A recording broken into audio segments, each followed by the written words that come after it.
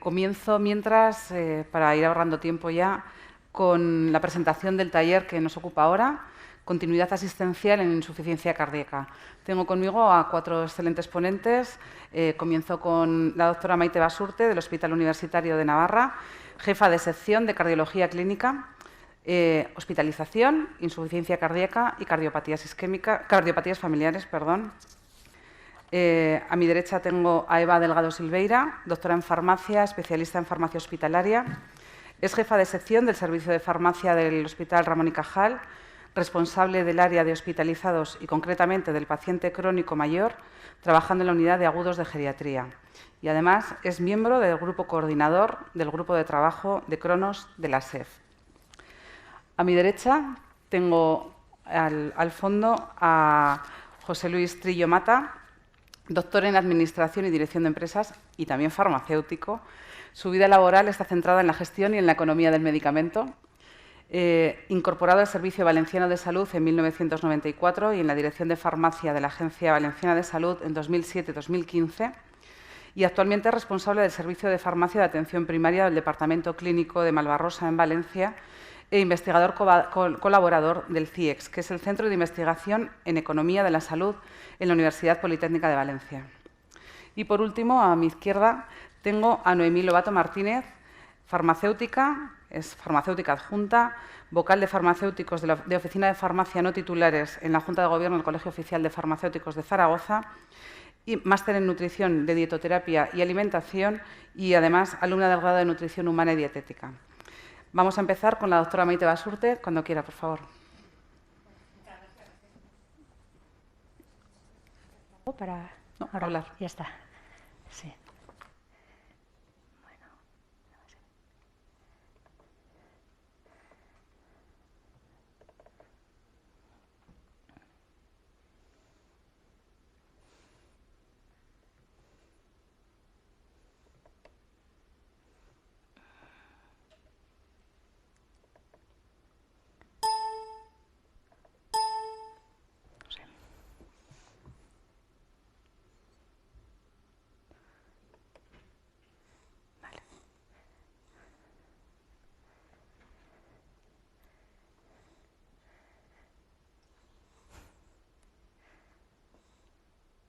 Bueno, ahora ya sí que estamos.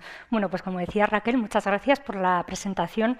Yo la verdad que aquí me siento un poquito infiltrada en esta mesa porque soy la única cardióloga, me parece, pero bueno, pues voy a tratar de daros un poco mi punto de vista, ¿no?, con lo que pasa con estos pacientes. Entonces, bueno, este es mis conflictos de interés en relación a la charla y este es un poco el esquema que voy a seguir con la presentación. Vamos a empezar hablando de algunos conceptos básicos de insuficiencia cardíaca y lo primero de ellos, ¿por qué motivo nos tiene que importar? Esta es nuestra primera pregunta. Y bueno, la verdad que no es extraño que conozcamos a muchos personajes famosos que han padecido insuficiencia cardíaca y estos y otros tantos más. ¿Por qué? Pues porque es una patología muy frecuente, muy prevalente en la población. Hasta un 2% de la población adulta tiene insuficiencia cardíaca, pero es una prevalencia que aumenta de manera clara y exponencial con la edad, de manera que pacientes por encima de 80 años o por encima de 85, un 16% de esta franja de población va a tener insuficiencia cardíaca.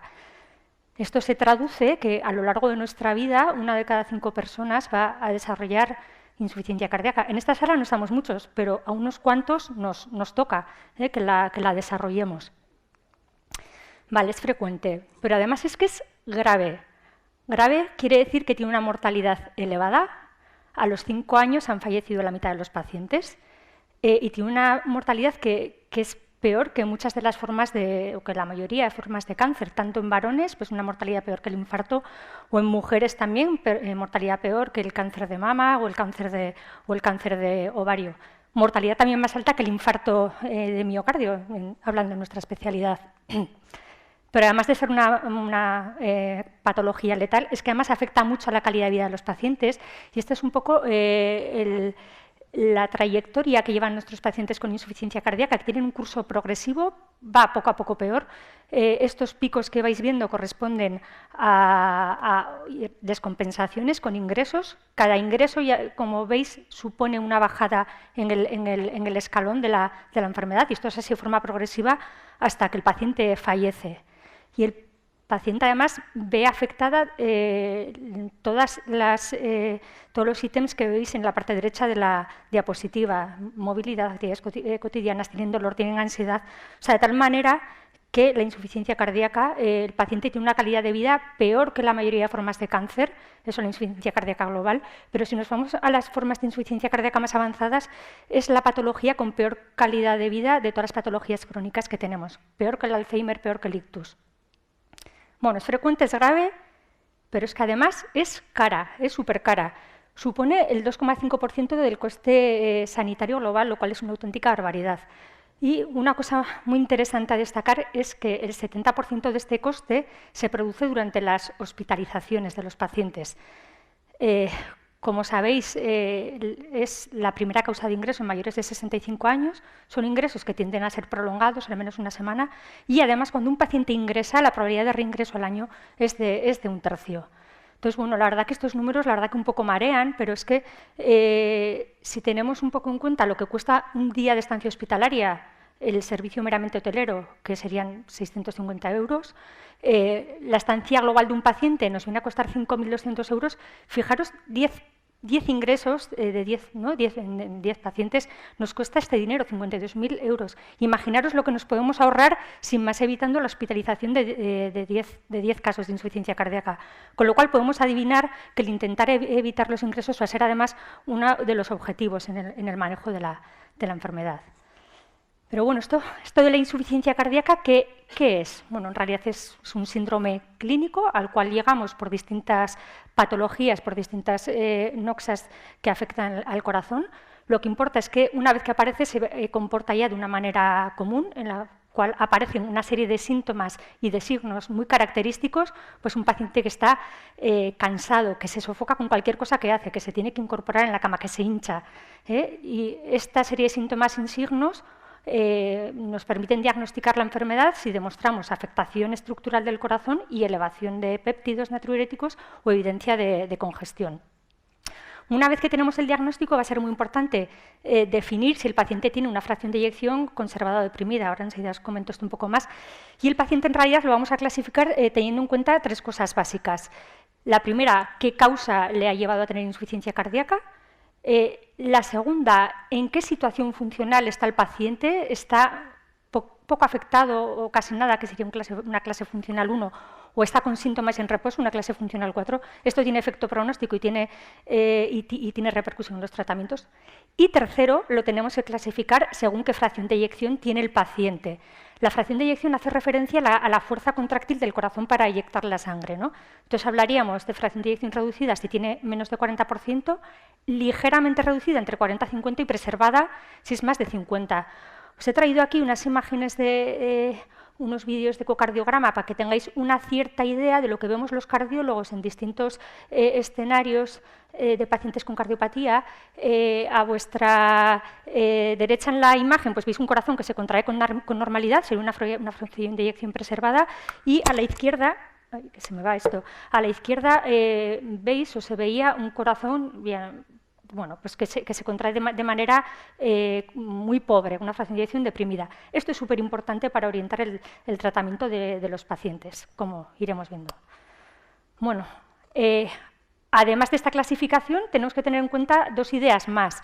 La primera es que estos pacientes tienen muchas comorbilidades frecuentes, mucha patología crónica que se asocia a esta patología. Recordemos que hay mucho paciente de cierta edad, pues anemia, diabetes, EPOC, no nos sorprende que aparezca todos hipertensos, y hay una que merece la pena resaltar en especial, que es la insuficiencia renal. Primero, porque la van a tener el 30-40% de nuestros pacientes con insuficiencia cardíaca, y segundo, porque además va a limitar muchos de los tratamientos que hasta ahora teníamos para esta enfermedad. Y la otra cosa a tener en cuenta, y última, en cuanto a la insuficiencia cardíaca, es la historia natural, que como ya comentaba al principio, es algo crónico. Esto no es una cosa que viene el paciente, le pongo unas pastillas, se cura y ya está, no. Es algo crónico, es para toda la vida, como la diabetes. Tiene este curso, un curso muy llamativo, en el cual el paciente va bajando escalones, cada pico para abajo es un ingreso, cada ingreso supone una progresión en la enfermedad, supone un acercamiento al fallecimiento del paciente. Y bueno, y todo esto además, esto de los ingresos importa además porque el paciente va a ir transitando continuamente entre distintos medios asistenciales, entre el hospital y entre medios de atención primaria. Y bueno, pues va a ser muy importante que tratemos de coordinarnos entre nosotros. Tenemos que tener en cuenta que estos periodos de transición son periodos de vulnerabilidad. Primero, después de un ingreso por insuficiencia cardíaca, como ya comentábamos al principio, la probabilidad de reingreso en semanas y meses siguientes es alta, el paciente es vulnerable, pero es que además el paciente, al transitar de un nivel a otro, tenemos más probabilidades de errores en la medicación. Con lo cual, no se nos pueden escapar la idea de que un objetivo importante, y lo decíamos también antes, va a ser intentar disminuir en lo posible estos ingresos por insuficiencia cardíaca. Para esto tenemos distintas medidas, esencial la organización entre los niveles, conseguir que el paciente esté educado, todo el desarrollo de insuficiencias cardíacas, tanto a nivel comunitario como más especializada. Y luego, bueno, muy oportuno recordar que hay una serie de fármacos, no tantos, pero los hay, que nos ayudan a disminuir el número de ingresos por insuficiencia cardíaca. Este tema de las transiciones es tan importante pues, que nuestra sociedad, la Sociedad Española de Cardiología, nos sacó este documento sobre la transición, que en realidad es un proceso asistencial organizado que empieza desde prácticamente el paciente ingresa hasta 30 días después del alta. Entonces, bueno, nos dan un montón de pautas que deberíamos seguir en este momento. Entonces, bueno, por ir acabando esta primera parte, digo, bueno, en este problema grave de salud, la insuficiencia cardíaca, ¿qué tratamientos teníamos hasta ahora? Bueno, con FB preservada, fácil, porque para bajar la mortalidad no había nada, y sí que tenemos pues, tratamientos que se dirigen a aliviar la congestión y a tratar patologías de base. Donde sí que ya teníamos unas cuantas cosas es en fracción de eyección reducida. Entonces teníamos estos 3 grupos principales de tratamiento, los inhibidores del sistema renina-angiotensina-aldosterona, YECA-ARA2 y la última incorporación del sacubalsartán, que como sabéis mostraron superioridad respecto a previos. Bueno, segundo, beta-bloqueante, y tercero, los antagonistas del receptor mineralocorticoide. Importante, grupos de fármacos con efecto pronóstico, mejora en mortalidad y mejora en síntomas e ingresos por insuficiencia cardíaca. Veis aquí un poco la historia antigua de la investigación en estos fármacos, cómo la distinta combinación de estos tratamientos pues, consiguió ir disminuyendo la mortalidad al año por insuficiencia cardíaca, tanto en formas leves como más avanzadas de insuficiencia cardíaca. Estas serían las guías antiguas, que nos reflejaban estos 3 fármacos, por cierto, nos los recomendaban de una manera escalonada. Y bueno, pues todo esto estaba muy bien, pero sí que es verdad que había un pero, y el pero es que a pesar de todo este tratamiento, pues todavía teníamos un riesgo residual importante con estos pacientes. Y bueno, pues esto nos lleva un poco a la segunda parte de lo que os voy a hablar, que es de las nuevas evidencias que tenemos en el tratamiento, y bueno, y aparentemente os voy a hablar de un antidiabético, bueno, o no. Pues, acabaremos viendo que realmente os voy a hablar de un fármaco cardiovascular, del ISGLT2. Entonces, bueno, yo aquí, en esta diapositiva, lo que trato de representar es lo que hacíamos los cardiólogos hace pocos años, cuando nos hablaban de antidiabéticos. Decíamos, esto no va con nosotros, esto va con primaria, con endocrino, no queríamos saber nada, pero bueno, pues la evidencia de los años recientes nos ha hecho poner esta cara, prestar muchísima atención y empezar realmente a manejar estos fármacos. Claro, en realidad todo empieza porque en el año 2008 la FDA exigió, todos los antidiabéticos orales nuevos, pues exigió estudios de seguridad cardiovascular para confirmar que estos fármacos eran adecuados. Bueno, en este contexto surgió investigación con estos 3 ISGLT2, con la EMPA, con la CANA y con la dapagliflozina en este orden. Y bueno, pues lo que vieron, por una parte, es que efectivamente eran fármacos seguros y que el MACE que lo mejoraban, no eran seguros, sino que mejoraban. Y el MACE se refería sobre todo a eventos isquémicos, a infartos, ictus y demás. Esto ya era un resultado positivo, pero esto no fue lo que más llamó la atención. Lo que más llamó la atención de estos estudios fue lo que saco ahora en la diapositiva fue la disminución de la insuficiencia cardíaca, que la controló en un 30-40% de los pacientes, tanto pacientes que tenían patología de base como pacientes que no la tenían. Y además, otra cosa añadida es que mostró además protección renal. Esto fue también muy llamativo. Globalmente, fármacos que además consiguieron disminuir la mortalidad en torno al 10-15%, parámetro muy duro. Bueno, la verdad que estos datos fueron llamativos, que es que, como sabéis, las guías de diabetes de todas las sociedades se modificaron y cogieron unos fármacos que estaban en tercera o cuarta línea y los pusieron en primera línea para cualquier paciente con cardiopatía o con riesgo cardiovascular, que, por cierto, son la mayoría de los pacientes diabéticos, más del 90%. Pero bueno, la cosa no quedó ahí. La cosa es que, pues bueno, ya hubo quien pensó que quizá estos fármacos pues, podían, perdón, a ver qué he hecho aquí, que podían también funcionar para la insuficiencia cardíaca. Y aquí es cuando salió la idea maravillosa de plantear estudios no en diabéticos, sino en insuficiencia cardíaca. Los dos estudios que tenéis aquí son los dos primeros que se realizaron, el DAPA, bueno, los dos y los más importantes, el DAPA Heart Failure y el Emperor Reduce, con DAPA y con empagliflozina respectivamente. Ambos incluyeron pacientes diabéticos y no diabéticos, y en ambos casos, bueno, ahora veremos un poquito más disgregado, se mostró beneficio claro con disminución en insuficiencia cardíaca y mortalidad. Tenemos un estudio más modesto también, que salió publicado también en plena pandemia, el SOLOIST, en este caso con sotagliflozina, pacientes con insuficiencia cardíaca con todas las FEBIs y diabéticos, un estudio que también fue positivo. Todos los estudios, la cosa positiva que han tenido es que en general han seguido una línea de coherencia con los resultados de beneficio en estos tratamientos. Entonces, bueno, realmente con el DAPA Heart Failure es con el estudio que a los cardiólogos se nos quedó esta cara de alucinados, porque, bueno, pues porque el resultado fue una pasada. El estudio se diseñó de esta manera, eran pacientes con fracción de eyección reducida, mitad diabéticos y mitad no diabéticos. Estas eran sus características de base, pacientes ya que tenían algo de síntoma, grado funcional 2,4, péptidos elevados. Se incluyeron con filtrados glomerulares por encima de 30. Y bueno, dos cosas más a destacar. Pues bueno,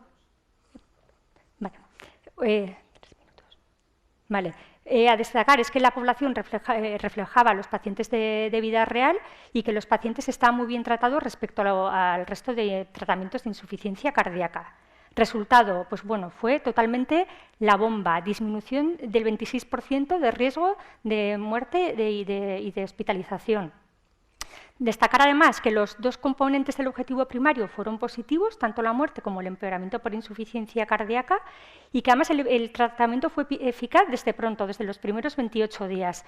Y por último, además, fue eficaz en todos los subgrupos en los que se analizó, tanto diabéticos como no diabéticos, como en todos los grupos de edad, también en pacientes mayores, independientemente del grado de FEBI, todos menos de 40%, independientemente de los tratamientos de base, con un nivel de seguridad elevado, como ya se conocía. La EMPA, bueno, algo parecido, resultado también beneficioso, objetivo primario conseguido, a expensas, en este caso, únicamente de la hospitalización por insuficiencia cardíaca y mostrando además un lentecimiento en la progresión de la función renal. No vamos a entrar en los mecanismos múltiples, van más allá de la natriuresis y, bueno, lo que voy a pasar a comentar es los cambios que ha habido en las guías, porque, bueno, esto ha sido la bomba. Nos encontramos que con 4 fármacos bloqueamos 5 líneas fisiopatológicas y conseguimos en un paciente de 55 años una sobrevida de 6 años más respecto al tratamiento clásico con betabloqueante y ETCA. Yo, al final, siempre digo que si esto fuera en el ámbito del cáncer, esto estaría en noticia de prensa día sí, día también. Pero bueno, esta es una patología que tiene menos peso social. Los datos son una pasada. Bueno, está llevado a múltiples documentos internacionales de este año que han cambiado el esquema de tratamiento de insuficiencia cardíaca, y la esencia de lo que nos dicen todos es que hay que poner a nuestros pacientes con FEBI reducida estos 4 fármacos. ARNI, preferentemente, el ARNI es el sacubitrilo/valsartán, preferentemente al IECA, betabloqueante, MRA y SGLT2.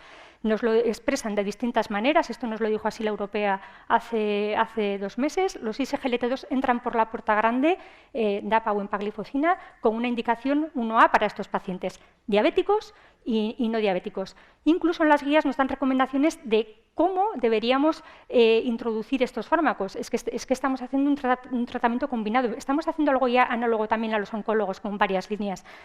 Bueno, lo que está claro es que hay que iniciar, si es posible, todas las vías cuanto antes, con un inicio que debería ser bueno, pues casi paralelo. Es mejor tener dosis bajas de todas que intentar tener alguna máximamente titulada. Y al final, ¿cómo lo vamos a hacer? Pues ajustando con cosas básicas que valoramos en nuestros pacientes todos los días: la tensión, la frecuencia cardíaca, el potasio y el estado de congestión que tiene. Este es un artículo muy interesante, no me paro a él, salió publicado hace unos meses en la europea, que nos sugiere, según distintos fenotipos, qué fármacos deberíamos utilizar en nuestros pacientes, o mejor dicho, qué orden. A mí lo que me llama la atención es que el ISGLT2 es el único que está presente en todos los fenotipos de insuficiencia cardíaca. La tensión, la frecuencia, el potasio, el riñón nos condicionan parte del resto de tratamientos. Y bueno, y otra cosa, otro concepto también importante a remarcar, voy un poco rápido por el tiempo, es que estos fármacos, los 4 fármacos, es importante, si es posible, iniciarlos desde el momento del ingreso, aspecto que nos recoge también las últimas guías de práctica clínica y que, por cierto, nos recogía este documento que os he enseñado hace un rato. Respecto al resto de terapias, bueno, no entramos, hay 1000 cosas para tratamiento de insuficiencia cardíaca, pero el mensaje es que siempre tenemos estos 4 pilares que deben estar en el centro. Y bueno, ¿qué hacemos con el resto de fracciones de eyección? Pues bueno, las que están ligeramente reducidas, 40-50%, toda la evidencia va avalando que parece que también se benefician de esta cuatroterapia. La evidencia es un poco más baja, por eso la indicación en las guías es 2B, pero bueno, de entrada hay que ponerlo. Y en preservada, de momento, cautela. En diabéticos, desde luego, sin duda, hay que iniciar ISGLT2. De momento tenemos resultados positivos, tanto de un estudio reciente del Soloist como ahora del Emperor Preserve. Estamos pendientes de los resultados del DELIVER con el DAPA, cautela, pero los datos de entrada son bastante alentadores en este sentido. Y bueno, ya 3 diapositivas con cosas prácticas, concretas, sobre los ISGLT2 en insuficiencia cardíaca. ¿A quién? Prácticamente a todos los pacientes que tienen FEBI reducida, muy poca excepción o casi no hay excepción de manejo. Inicio precoz. Por cierto, puede facilitarnos el inicio de otros fármacos con indicación de insuficiencia cardíaca, nos van a ayudar a controlar un poquito la volemia, nos van a ayudar con el potasio, o sea, nos van a ayudar con el resto de tratamientos. ¿Y cómo? Pues es que es muy fácil, es un comprimido una vez al día, no hay que titular, cosa que también es diferente respecto al resto de tratamientos de insuficiencia cardíaca, y es que además, como hemos dicho, no tenemos limitaciones por estos factores clínicos de todos los días. Preguntas frecuentes. ¿Qué hacemos si está con diuréticos basales? Pues bueno, dependerá del estado congestivo del paciente. Si no tiene datos de congestión de edemas, pues le reducimos o bajamos, y si no, mantenemos. Con los antihipertensivos, parecido. Al final nos vamos a guiar con sentido común. Si la tensión está baja, pues suspendemos o quitaremos los no esenciales. Y si no, lo mismo, mantenemos. Y con otros antidiabéticos o insulina, pues otra vez vuelve a ser sentido común. Hay que tener cuidado con los que son hipoglucemiantes, insulina, sulfonilureas. Aquí sí que habría que reducir, salvo que estemos con glicadas altas, que al revés, entonces nos vendrá bien. Y bueno, con los no hipoglucemiantes, en principio, por lo menos riesgo no hay. Esto sería una especie de semáforo de cómo deberíamos utilizar los diabéticos en pacientes con insuficiencia cardíaca. En verde lo obligado, en azul los que son seguros, la metformina sigue en primera línea. Rojo lo que está contraindicado y amarillo, bueno, pues cuidado por el tema de las hipoglucemias. Y ya para finalizar, 5 conclusiones. La primera, que la insuficiencia cardíaca es patología frecuente, grave y cara, es un auténtico problema de salud pública, que va más. El segundo, la definición del tratamiento de cuatriterapia en insuficiencia cardíaca con fracción de eyección deprimida, con estos 4 fármacos que hemos ido mencionando a lo largo de toda la charla. Estos fármacos habría que iniciarlos cuanto antes en nuestros pacientes y con un ajuste personalizado a las características de tensión, frecuencia, potasio, etcétera. Bueno, tercera, la principal novedad en el tratamiento de nuestros pacientes, sin ninguna duda, ha sido la irrupción de los ISGLT2, que pasamos a visualizarlo como un fármaco cardiovascular que tiene además efecto de protección renal y que de paso nos puede ayudar a controlar la glucemia en pacientes que además son diabéticos. El ISGLT2 se ha convertido en uno de los 4 pilares, como hemos comentado, del tratamiento de IC. Ha demostrado bajar la mortalidad y disminuir los ingresos por insuficiencia cardíaca, con lo importante que hemos comentado que es este aspecto. Son fáciles de usar, son seguros y es un fármaco facilitador de otros. Recordar, en cuarto lugar, la importancia de la transición al alta en estos pacientes, un paciente que está en una situación vulnerable, lo cual lo podemos transformar en una oportunidad para organizarnos y hacer mejor las cosas. Recordar que estos tratamientos hay que iniciarlos desde que el paciente está ingresado. Y, por último, recordar que es una patología crónica, que es progresiva, que lo vamos a tratar en distintos niveles asistenciales y que, por tanto, va a ser esencial que estemos coordinados entre todos nosotros. Bueno, muchas gracias y ya está. Muy bien. Muchas gracias, doctora Basurte. En segundo lugar, tendremos a la doctora en farmacia, Eva Delgado Silveira, que nos va a dar su visión de la enfermedad desde el punto de vista del farmacéutico hospitalario. Vale. Hola, buenos días a todos. Y bueno, mientras voy cargando la presentación, sobre todo, quiero agradecer a la organización que me haya pensado en mí pues, para estar aquí, compartir esta mesa, este taller y bueno, pues espero que os guste la presentación. Vamos a ver. Espera, que esta se ha quedado la tuya. Vale.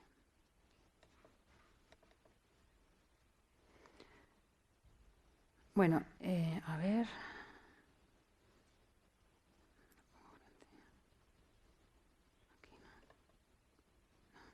Perdón. Ahora. Vale, ya está. Bueno, pues nada, además vais a ver... Ya está. Que no la veía ahí, no se ha puesto, ¿no? ¿No la veis? Yo la tengo en la pantalla. Ahora. Bueno, pues nada, después de los agradecimientos, vais a ver en mi presentación algunos coincidimos con la doctora Basurte y eso a mí me gusta porque además eso quiere decir que manejamos los mismos documentos, la misma información y bueno, pues eso es una manera de trabajar de manera coordinada. Pues nada, yo lo primero que pensé en la charla cuando, bueno, yo hago atención farmacéutica en el hospital, ¿cómo es mi paciente? ¿Cómo es el paciente de insuficiencia cardíaca? Que, bueno, muchas cosas de las que voy a contar ya se han comentado previamente, pero sobre todo quedaros con que es un paciente mayor, un paciente con comorbilidades, paciente polimedicado y que tiene un alto índice de ingreso hospitalario. Además, es un paciente grave, que tiene una elevada mortalidad y tiene una elevada tasa de reingresos. Y una elevada vulnerabilidad, ¿no?, tras un ingreso. Entonces, bueno, ¿cómo tenemos que atender nosotros a nuestros pacientes? ¿Cómo tengo yo que hacer la atención farmacéutica desde el punto de vista del hospital? Ya viene trabajándose desde hace tiempo en este aspecto y, bueno, pues he resaltado aquí la última guía europea de insuficiencia cardíaca en la que ya dice que es importantísimo, ya que nuestro paciente es muy complejo, un manejo multidisciplinar interdisciplinar.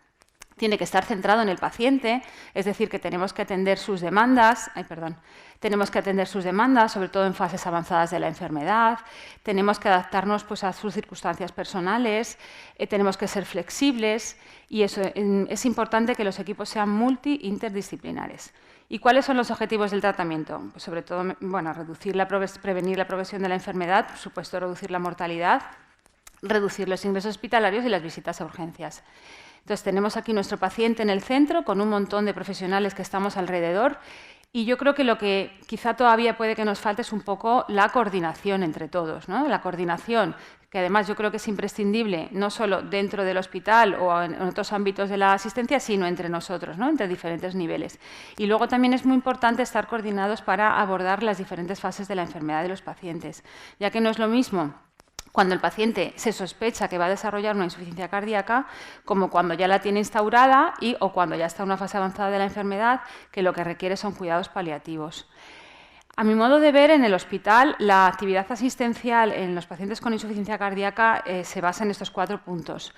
Y, aunque voy a dar unas breves pinceladas, pero vamos, básicamente creo que el farmacéutico hospitalario puede apoyar con estas actividades, pues conciliación del tratamiento, revisión de adherencia, revisión y adecuación de tratamientos, detección de problemas de salud relacionados con la medicación, información de medicamentos y educación al paciente. Por supuesto, todo esto en el seno de un grupo multidisciplinar en el que cada uno pues, tenga sus funciones y sus objetivos. En los servicios de urgencias cada vez hay más farmacéuticos hospitalarios trabajando en la propia urgencia. ¿Qué se puede hacer en ese punto? Pues, no, por supuesto, el manejo farmacológico de la insuficiencia cardíaca aguda, que siempre es un perfil diferente a cuando el paciente la tiene crónica, el inicio de fármacos nuevos, etc. Aquí es un poco pues, manejar síntomas. Se pueden establecer protocolos de tratamiento pues, para tener todos los fármacos de manejo rápido listos para utilizar, colaborar con los urgenciólogos, con los cardiólogos, con el resto de especialistas que trabajan alrededor de este paciente, que es verdad que internistas, geriatras, o sea, al final el paciente con insuficiencia cardíaca es que yo creo que prácticamente casi todos los especialistas en el hospital acaban tratándolo o viéndolo porque es como se comentaba, tiene muchísimas comorbilidades. ¿Qué podemos hacer? Pues si el paciente está estable, podemos ya hacer la conciliación del tratamiento, revisión de la adherencia, ya que sabemos que la adherencia no siempre es todo lo buena que nos gustaría y los pacientes pues, no se toman la medicación como debería ser. Es una enfermedad muy larga y los pacientes se acaban cansando, tienen efectos secundarios. Con lo cual, si el paciente en la urgencia es posible, es un punto para ya hacerlo. Revisión del tratamiento, también, pues eso, según las circunstancias del paciente y cómo esté, se puede iniciar. Y, por supuesto, detección de problemas de salud relacionados con la medicación, prescripciones inadecuadas, problemas relacionados con la medicación como interacciones, contraindicaciones, efectos adversos por la medicación, por otros fármacos que no son de la insuficiencia cardíaca, pero que pueden agravar la utilización de fármacos y demás. En las guías de insuficiencia cardíaca que han salido publicadas ahora en agosto, la verdad que vienen las recomendaciones del tratamiento, del manejo agudo, pues eso, el uso de diuréticos, drogas vasoactivas, pero también me ha gustado mucho en estas guías un resumen al final que viene, qué hay que hacer y qué no hay que hacer. Por ejemplo, no se recomienda el uso de opiáceos de manera rutinaria en estos pacientes, solo en pacientes seleccionados. Hay que hacer profilaxis tromboembólica. Pues todo esto el farmacéutico puede estar revisando el tratamiento, colaborando con el resto de profesionales que están manejando al paciente. A nivel del ingreso hospitalario, pues cada vez tenemos más farmacéuticos integrados en los equipos. Pues lo mismo, digo, si está en el equipo de insuficiencia cardíaca, genial, pero en interna vemos muchísimos pacientes, en geriatría yo veo muchísimos pacientes con insuficiencia cardíaca.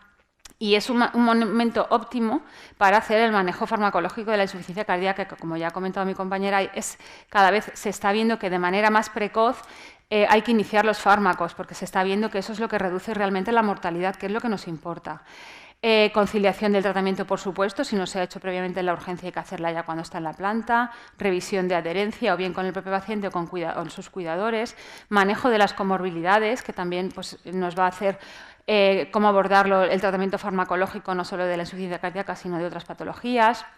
Titulación de dosis, si se inicia de manera precoz, pues hacer protocolización para que esto sea cuanto más rápido mejor y detección de problemas de salud que vayan apareciendo. Aquí están los 4 fantásticos, que no me voy a parar mucho, pero bueno, ha sido una revolución, yo creo, el tratamiento que ha salido nuevo con los inhibidores de la ISGLT2 y bueno, el resto de los fármacos, que ya está demostrado que hay que iniciarlos cuanto antes y el hospital es un buen momento para iniciarlos y para revisar el tratamiento de estos pacientes.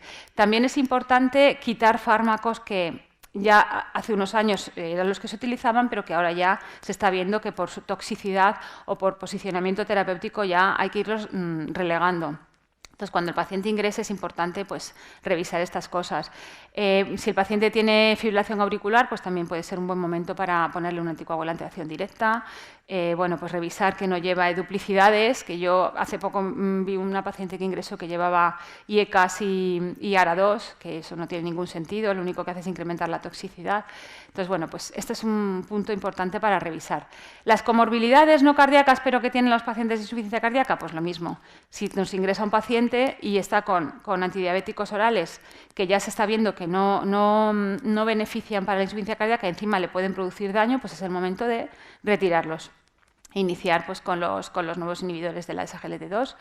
Estos pacientes presentan mucha insuficiencia renal, hay que hacer ajuste de fármacos, de dosis, de alteraciones hidroelectrolíticas que presentan, dislipemias, depresión, todo esto cuando vemos al paciente hospitalizado vemos ahí un batiburrillo de fármacos que siempre están presentes interacciones y bueno, pues tenemos que saber manejar. También es importante, y además es que lo hacemos en el día a día, porque estos pacientes tienen anemia, administrar suplementos de hierro intravenoso, pues protocolizar esta administración de fármacos, monitorizar efectos adversos con el resto de profesionales y demás. Lo mismo, fármacos que no hay que hacer, pues si tenemos pacientes muchas veces que ingresan con AINES, que le están produciendo un daño, o pues, ya no se administra eritropoyetina para la anemia, pues, todas estas, salvo que tenga insuficiencia renal crónica, lógicamente, que sería por la insuficiencia renal, no por la insuficiencia cardíaca, pues todas estas cosas trabajamos en ello día a día en el hospital. Cuando el paciente se va de alta es un momento crítico y además es un momento en el que ahí tenemos que estar muy cerca del paciente para explicar, volver a hacer conciliación, si hay que volver a reanudarle fármacos que tomaba en casa pero que durante la hospitalización por el motivo que sea se le ha retirado, es el momento de explicarle lo que tiene que tomar, lo que no tiene que tomar. Es el momento, si se le ha iniciado de manera precoz todos los tratamientos de la insuficiencia cardíaca, hacer una información muy exhaustiva oral y escrita para que el paciente tranquilamente pueda revisarlo luego en su casa, darle opción a que pregunte todas las dudas que tenga, apoyarnos en las nuevas tecnologías para informar al paciente, para revisar adherencia, que es verdad que no es todo lo óptima que nos gustaría, y resolver muchas dudas. Y bueno, pues eso, como ya se ha comentado, es muy importante que el tratamiento oral se inicie de forma precoz y que además en el alta y en el seguimiento esté todo el equipo muy pendiente de estos pacientes porque puede haber recaídas, reingresos y demás. Como ya ha comentado mi compañera, la transición hospitalaria es una oportunidad que tenemos para revisar estos tratamientos, optimizarlos, y más ahora con estas guías nuevas y esta revolución en los tratamientos, y sobre todo porque es que esto va a modificar la historia natural de la enfermedad y la supervivencia de los pacientes, que es al final lo que nos interesa. Y como continuidad asistencial, yo como lo veo, pues en el alta, justo en el momento del alta, en el mes siguiente al alta, que es verdad que se sabe que hay muchísima tasa de reingresos, el farmacéutico, pues si estamos integrados en los equipos de insuficiencia cardíaca y podemos colaborar desde la consulta o desde los hospitales de día que vengan a ponerse hierro intravenoso, a recoger otro tipo de tratamientos, fenomenal. Sino también se puede hacer coordinar pues, llamadas por teléfono a los pacientes, darle la oportunidad que nos llamen si tienen dudas del tratamiento, si tienen algún problema de salud que ellos creen que puede ser por algún fármaco, ayudar a resolvérselo y sobre todo yo creo que es muy importante colaborar con otros profesionales en otros ámbitos, farmacéuticos, médicos, enfermeros y el resto de profesionales rehabilitadores, nutricionistas. O sea, yo creo que esto es un compendio de profesionales, ¿no? Que tenemos que estar ahí todos en el día a día. Y nada, ahora un poco, este es un protocolo que ha salido publicado que me gusta bastante porque es verdad que esto era una actualización del 2017 que ya salió hace unos años, en el que quedaba claramente el papel de cada profesional. Y aquí concretamente el rol del farmacéutico, que bueno, es un poco lo que yo ya os he comentado, sobre todo ellos definen qué hace conciliación, promoción de la adherencia, educación sobre fármacos y optimización de fármacos, detección de reacciones adversas, titulación de dosis, etc. ¿Vale? Yo creo que esto es clave y en otros países que ya está el farmacéutico incorporado en el equipo ha demostrado muchísimos beneficios. En este artículo que os comentaba, pues viene toda la titulación de dosis, que es bastante, o sea, que está muy bien porque ya está todo protocolizado, cómo tenemos que manejar o qué tenemos que revisar en cada fármaco, que es lo que tenemos que ver. En poblaciones especiales, que también en las guías nuevas viene, pues hay que adaptarse al paciente. No es lo mismo un paciente mayor que un paciente frágil o un paciente paliativo. Los pacientes afroamericanos, como estas guías están hechas en Estados Unidos, pues también hay que el abordaje del tratamiento es diferente. La mejora de la adherencia, que tenemos que trabajar con estos pacientes de manera individualizada, porque lo que le vale a un paciente no le vale a otro. Entonces, podemos dar directrices generales, pero es verdad que hay que trabajar cuando el paciente no es adherente al tratamiento. Y simplemente unas pinceladas, bueno, pues de evidencia que ya hay bastante publicada en cuanto a la mejora de resultados en salud cuando los farmacéuticos se incorporan a los equipos de insuficiencia cardíaca. En este estudio, por ejemplo, se conseguía una reducción en todas las causas de mortalidad en el grupo de intervención. En este también se ve, eso es un póster a un congreso, se veía que la incorporación del farmacéutico mejoraba el objetivo DIANA en el paciente con insuficiencia cardíaca, que eso es muy bueno porque se implicaron muchísimo en la titulación de dosis, estuvieron muy pendientes de los pacientes, desaparecían efectos adversos, etc. En este estudio también se reducían hospitalizaciones por cualquier causa e incluso en uno de ellos reducción de mortalidad por cualquier causa. En este también reducción significativa de todas las causas de hospitalización. En este también. Y en todos ellos es el farmacéutico que se incorpora a los equipos. Y en este también hay una reducción de reingresos a los 30 días y a los 90 días y las visitas a urgencias. Brevemente os voy a comentar un proyecto que estamos desarrollando en el Hospital Ramón y Cajal en el que trabajo. Hay una farmacéutica que está trabajando en un proyecto para ver el impacto de la intervención farmacéutica en los pacientes con insuficiencia cardíaca. Se está midiendo pues, tasa de reingresos, visitas a urgencias y bueno, un montón de ítems más, pero bueno, no se ha terminado todavía, tenemos resultados parciales. Como veis, la mayor parte son pacientes son mayores y mujeres. La variable principal que se está midiendo es la tasa de reingresos y visitas a urgencias a los 30 días y aunque no hay diferencias significativas entre ambos grupos, pues ya se está viendo una tendencia a que en el grupo de intervención es mejor, es favorable este resultado. Lo que sí que se ha reducido muchísimo es el tiempo hasta que se produce la visita a urgencias o los reingresos. Llevamos una media en el grupo control de unos 27 días y en el grupo de intervención de 46 días para ir al hospital, con lo cual esto es muy bueno. Y bueno, mensajes clave para dejaros, pues eso, que yo creo que es fundamental la integración en el equipo asistencial de los farmacéuticos y del farmacéutico de hospital en particular. Objetivos claros y funciones definidas, es decir, cada uno tiene que aportar su granito de arena, ya que esos pacientes son muy complejos, y aportar valor con todos nuestros conocimientos, ponerlos al servicio de los pacientes, que en definitiva son ellos los que quieren mejorar, los que quieren estar sanos, y ellos van a estar encantados que todos podamos trabajar de una manera coordinada para mejorar su salud y su esperanza de vida. Además, yo creo que es fundamental la coordinación con otros niveles asistenciales, o sea, no tenemos que trabajar de manera estanco, sino que tenemos que, porque el paciente al final es el mismo, y de hecho ya lo que se intenta es que cada vez ingrese lo menos posible, con lo cual tenemos que trabajar de manera coordinada con otros niveles asistenciales y como funciones concretas a nivel hospitalario, conciliación del tratamiento, fundamental, saber lo que toman y qué toman, detección de problemas de salud relacionados con la medicación, revisión de la adherencia, también saber por qué el paciente no es adherente al tratamiento, si es por un efecto adverso, si es porque no le viene bien tomarse el diurético a una hora determinada. Bueno, todas estas cosas yo creo que es muy importante pactarlo con el paciente y que sepa que nosotros somos un aliado, que no le vamos a regañar porque no se tome la medicación, sino todo lo contrario. Tenemos que buscar estrategias para que él se anime y sepa que puede contar con nosotros. Y por último, optimización y revisión conjunta del tratamiento, pues para hacer una adecuada selección y dosificación de fármacos y sobre todo, bueno, con todo lo que nos viene. Y nada más, muchas gracias. Muchas gracias, Eva. Además, te has atenido perfectamente el tiempo, con lo cual es de agradecer porque vamos un poquito justos. Ahora el doctor José Luis Trillo Mata, doctor en Administración y Dirección de Empresas, además de farmacéutico, nos va a hablar de la insuficiencia cardíaca desde el punto de vista de la atención primaria, del farmacéutico de atención primaria.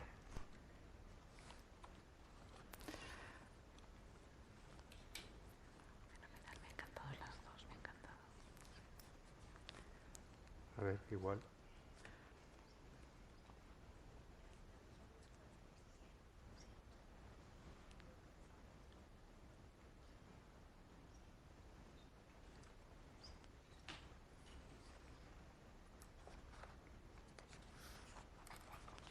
Muy bien, pues buenos días a todos. Muchas gracias a la organización por la invitación, muchas gracias a Astra por el patrocinio de esta ponencia y gracias a Emilia porque tendría que ser ella la que estuviera aquí presentándole estos datos que yo les voy a mostrar y que al fin y al cabo lo que pretenden ser es un pequeño viaje de contextualización de la actividad de los farmacéuticos de atención primaria o por lo menos bajo mi prisma en lo que sería la continuidad asistencial en materia de insuficiencia cardíaca.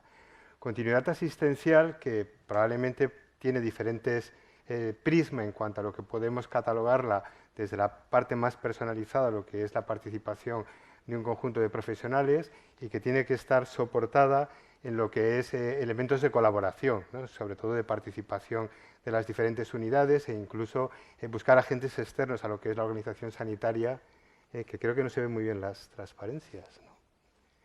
¿Se ven bien? Sí, vale, perfecto. De acuerdo, y entonces lo que voy a intentar dentro de este viaje que les he propuesto es primero situarnos como servicios de atención primaria. La primera reflexión que les tendría que realizar es que los medicamentos en el primer decenio del 2000 han facilitado en un porcentaje de un 70% lo que es el aumento de la esperanza de vida en 2 años de forma global, ¿no? Prácticamente en un 95% para las personas mayores, ¿no? Y también en lo que podemos calificar como innovación, tanto lo que sería disruptiva como progresiva, hay un porcentaje muy elevado de valores positivos que al fin y al cabo nos están dando un valor adicional. ¿Cuál es el peso de este valor adicional que están dando los medicamentos? Estamos prolongando la vida, estamos curando patologías y estamos consiguiendo unos réditos adicionales en términos de beneficios para la sociedad. No obstante, saben ustedes, sabéis vosotros, que hay una reflexión muy intensa de por qué, a pesar de tener todo este prisma positivo que les acabo de trasladar, en el fondo hay un debate sobre todo con lo que conocemos como los payers a la hora de la introducción de estos medicamentos, ¿no? Y me van a permitir nuevamente hacer algunos apuntes desde mi punto de vista interesantes, ¿no? Cuando un medicamento que tiene una larga trayectoria para ponerlo en el mercado, lo aprueba la EMA, hay que recordar que la EMA tiene excluido en sus estatutos lo que es la valoración económica del mismo y, por tanto, la EMA lo único que mira al respecto es el beneficio clínico, beneficio-riesgo del medicamento. Y a partir de ahí, pues, entra en lo que es la secuencia de valoración del medicamento. En España saben que es una secuencia larga que al final prácticamente nosotros, los servicios farmacéuticos, estamos al final de la cadena y que, como ven, participan diferentes elementos a veces no entendidos por las diferentes partes. Podría ser el momento de explicar cada una de ellas, pero no lo voy a hacer, obviamente, y por tanto a partir de ese momento me voy a centrar en lo que es la parte final de la cadena de valor, que es donde más participamos, donde hay un mix entre lo que nos aporta el sistema de información y, por otra parte, la colaboración, en términos fundamentalmente de proporcionar, en nuestro caso, a los facultativos, información completa y herramientas para la parte más importante de nuestra labor, que es reducir la incertidumbre en la toma de decisiones, ¿no? Por tanto, ven en esta slide dónde nos situamos desde los servicios farmacéuticos de primaria en la parte inferior.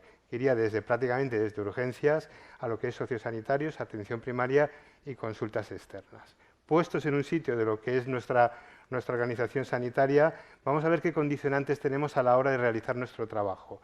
Por una parte, y me remonto ahora mismo a lo que son elementos pre-COVID, no sé si recuerdan que la entidad fiscalizadora de lo que es el Gobierno de España emitió 2 informes, la IREF, ¿no?, en relación a la valoración de cómo se estaba utilizando en términos de eficiencia tanto los medicamentos a nivel del ámbito especializado hospitalario y el ámbito de atención primaria. Y me retengo aquí en lo que eran las propuestas de la IREF porque es muy importante, sobre todo, destacar no la batería que tienen a la izquierda, sino justamente los 5 marcajes que ellos denominan para normalizar la actividad en términos de mejora en la eficiencia de la utilización de recursos. Si ven, prácticamente todos son innovaciones de ligar lo que son las decisiones en la utilización de medicamentos, tanto ven en primer lugar lo importante que es ligar en el sistema de información la prescripción de un medicamento a un diagnóstico o a un síntoma, pero al fin y al cabo a una codificación. ¿De acuerdo? Y adicionalmente ven el resto de parámetros que implican todo, incluir desde propuestas de guías incluidas en el sistema a implementación de metodología para hacer sugerencias en la prescripción. Entiendan las sugerencias siempre desde un punto de vista tanto de selección del producto como alertas de seguridad. Por tanto, y es un tema que me gustaría insistir a lo largo de la charla, hay un elemento poco valorado normalmente por los sanitarios que se llaman los códigos diagnósticos, que son claves a la hora de seleccionar, de dar propuestas en cuanto a la utilización de recursos sanitarios y sobre todo también del tema de las alertas, ¿no? Y por tanto ven que la dificultad estriba, y lo ven en la parte derecha, en que es muy difícil seleccionar para una determinada propuesta terapéutica un único CIE exacto y por tanto hay que trabajar siempre con una nube de CIEs que nos ayude a los profesionales sanitarios cuando quieren realizar una determinada actividad que pueda ser el trigger, el lanzamiento de una determinada actividad. Y por tanto la secuencia sería que a partir de un diagnóstico podemos no solamente dar propuestas de selección de tratamientos, consejos en cuanto a la posología, confirmación, Es más, podemos ir más lejos, podemos generar un entorno online, una asistencia online y una asistencia offline, ¿no? El problema de todo esto es que esas bases de datos comerciales para trabajar en las mismas normalmente no están disponibles y que por tanto hay que hacer una labor muy intensa que es la que debería facilitar el sistema sanitario. Por otra parte, además de estos condicionantes alrededor del sistema de información, hay otra de las claves con la que trabajamos, que lo vemos a través de las guías, que es romper con la inercia terapéutica. La inercia terapéutica, sintetizándolo, es teniendo un objetivo terapéutico fijado y no alcanzado, hay que cambiar la adopción del criterio adoptado y muchas veces lo que ocurre es que en lo que es la práctica habitual pues hay una inercia que lo indica su propio nombre y no se adopta ninguna actitud modificadora de la misma y por tanto a través de determinadas iniciativas que podemos incluir en el sistema de información, fundamentalmente guías clínicas electronificadas, como les estaba diciendo, a través del diagnóstico, pero también herramientas para poder estratificar a los pacientes y poder seguir de una forma más individualizada las recomendaciones sobre los mismos. Tercera pata, ya vamos a ir entrando en actividades propias que realizamos alrededor de la insuficiencia cardíaca, estarían las actividades de revisión de medicamentos, ¿no? Revisión de medicamentos que pueden ser orientadas a través de protocolos automatizados, protocolos que obviamente se van a centrar generalmente en aquellas personas que entendemos que son más demandantes de esta actividad. Pongo como ejemplo una iniciativa que recientemente hemos instaurado en la Comunidad Valenciana en relación a volver a establecer un plan de revisión para adecuar las prescripciones a las personas mayores y polimedicadas, fundamentalmente, no sé si se ve muy bien, pero tenemos dos ejes en donde podemos hacer dos subconjuntos notorios en cuanto a lo que es las personas mayores, un 10% que tienen al menos pautados concurrentemente 5 fármacos, un 10%, y las personas mayores que concurrentemente tienen pautados más de 10 fármacos. Y por tanto, estas estarían alrededor del 3%. Las alertas, las llamadas que podemos tener en cuanto a que haya problemas en la utilización de medicamentos es muy elevada. Y por tanto, la vía obviamente es construir, y así se ha hecho, una guía de recomendaciones a la hora de estas revisiones apoyadas en guías clásicas como la StoryStar, la VIS, etcétera. Llegado a este punto, llegado al punto de la revisión, quería poner un ejemplo de unas compañeras de la Fundación Asistencial de la Mutua de Tarrasa que adoptaron una iniciativa en materia de insuficiencia cardíaca.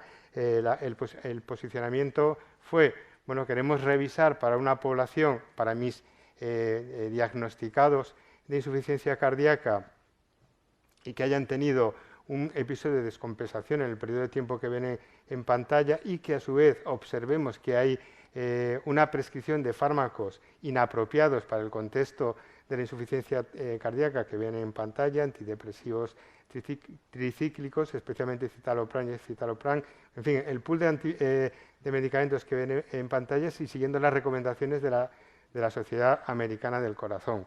Fíjense los resultados, ¿no? De 3.066 pacientes activos diagnosticados de insuficiencia cardíaca, 454, el 25%, tenían algún problema o alguna detección de estos fármacos, en principio catalogados como inapropiados.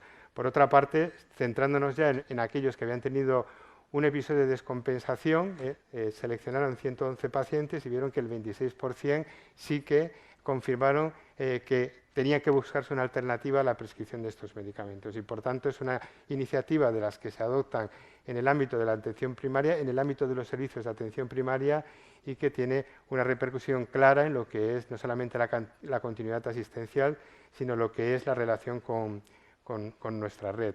Otro ejemplo que vamos a iniciar es lo que conocemos como triple WAMI, que al fin y al cabo es la prescripción concurrente en pacientes de 3 grupos farmacológicos antiinflamatorios, diuréticos y fármacos IECAS y ARA2 y que en principio pues puede ser, como dice su expresión WAMI, una pequeña bomba a nivel renal.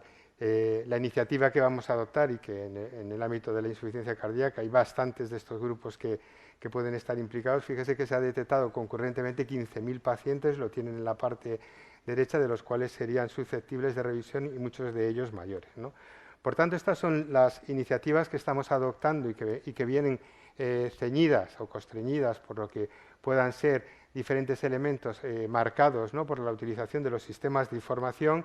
Y vamos a ver a continuación dos iniciativas ya específicas que realizamos en los servicios de farmacia de primaria en el ámbito de la insuficiencia cardíaca. Uno va a apelar, en este caso, a la utilización de Entresto, por la preocupación que podía derivar, ¿no?, si realmente plantearnos, ¿no?, el crecimiento en número de pacientes en el ámbito de la comunidad, que ven que tiene un elemento ascendente, pues realmente responde a las necesidades de estos pacientes, ¿no?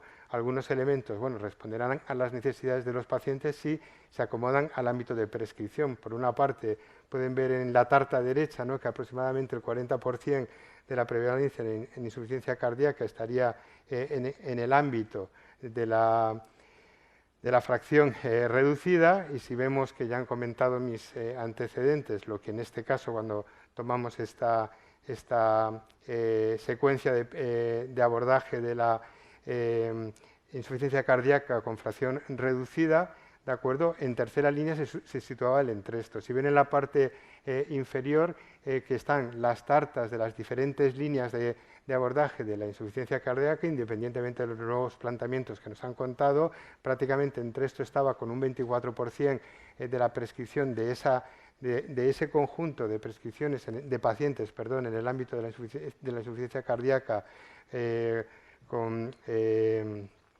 fracción de eyección reservada, y por tanto aparentemente las cifras que estamos observando encajan, ¿no? Además analizábamos el nivel de presentaciones en términos de los tratamientos de las presentaciones de Entresto, ¿no? En principio saben que, si no recuerdo mal, en ficha técnica apunta que cuanto más elevada sea la dosis, aparentemente mejor, pero la dosis que el facultativo esté manejando, porque es un fármaco difícil de manejar. Y pueden ver que, sorprendentemente, el número de pacientes que tenemos son 6.000 en aquella donde la dosis, en principio, la asociación es menor, ¿no?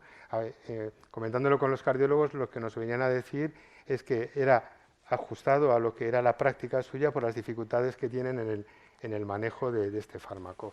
Dos ejemplos de cómo estábamos hablando en la guía y se van incorporando mecanismos de seguridad sin tener que incorporar elementos de visado, al menos en nuestra comunidad, es como los diferentes formularios y formas que están consensuadas a nivel de las resoluciones de financiación se pueden incorporar inicialmente de una forma sencilla y tener ejercicios de continuación sin tener que complicar realmente, pero ajustándonos a los criterios de financiación de este medicamento. Y acabo esta parte ya con un comentario en relación a lo que apuntaba nuestra cardióloga en la primera ponencia, y era, bueno, pues una vez aparecidos los IS-GLT2, ¿no?, cómo vamos a tener que reposicionarlo. Es verdad, y hay que llamar la atención desde el punto de vista de un gestor o desde el punto de vista de un gestor, que la indicación del Ministerio de Sanidad ha salido en tercera línea y, por tanto, no estaría muy en línea de lo que acabamos de apuntar en términos de financiación, insisto. Y, por tanto, supongo que tarde o temprano se tendrán que adecuar a lo que es la evidencia científica, pero ha salido en tercera línea y con algún matiz adicional, ¿de acuerdo? Y estos son lo que les estaba trasladando de cómo controlamos a través de los diagnósticos la entrada de las moléculas. Y ya acabo en lo que eran estos ejemplos, mostrando algunos elementos, yo creo que interesantes, de lo que son las rutas asistenciales, que son elementos que realmente vuelcan en ello lo que es la complementariedad de la acción de los diferentes actores, ¿no?, que puedan participar, incluidas las asociaciones de pacientes. Nosotros estamos en la parte derecha. Creemos que en las rutas asistenciales falta incorporar en lo que se conoce como valor social de una actuación, el retorno social. El cálculo que hay de un trabajo de Webes indica que por cada euro invertido en una atención adecuada en insuficiencia cardíaca se retorna a la sociedad 3,5 euros y, por tanto, es, como diríamos en economía, coste efectivo, ¿no?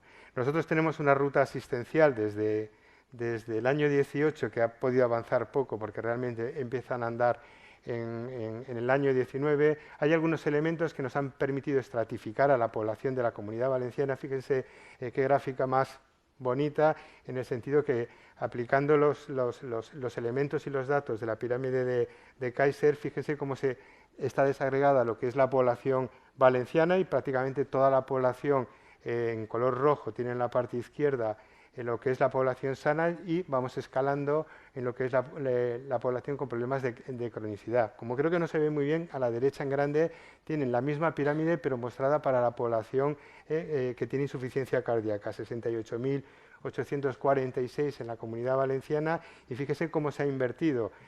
Importante, la parte izquierda en lo que es la cronicidad moderada o leve, tenemos que abordar la gestión de la enfermedad. En la parte grave tenemos que ir a abordar el acto individual, ¿no? Fíjense cómo está invertida en la parte de insuficiencia cardíaca. Tenemos herramientas para poder manejar esta situación. En la ruta incorporamos 3 indicadores groseros en la medida en que nos resultaba difícil recuperar el valor de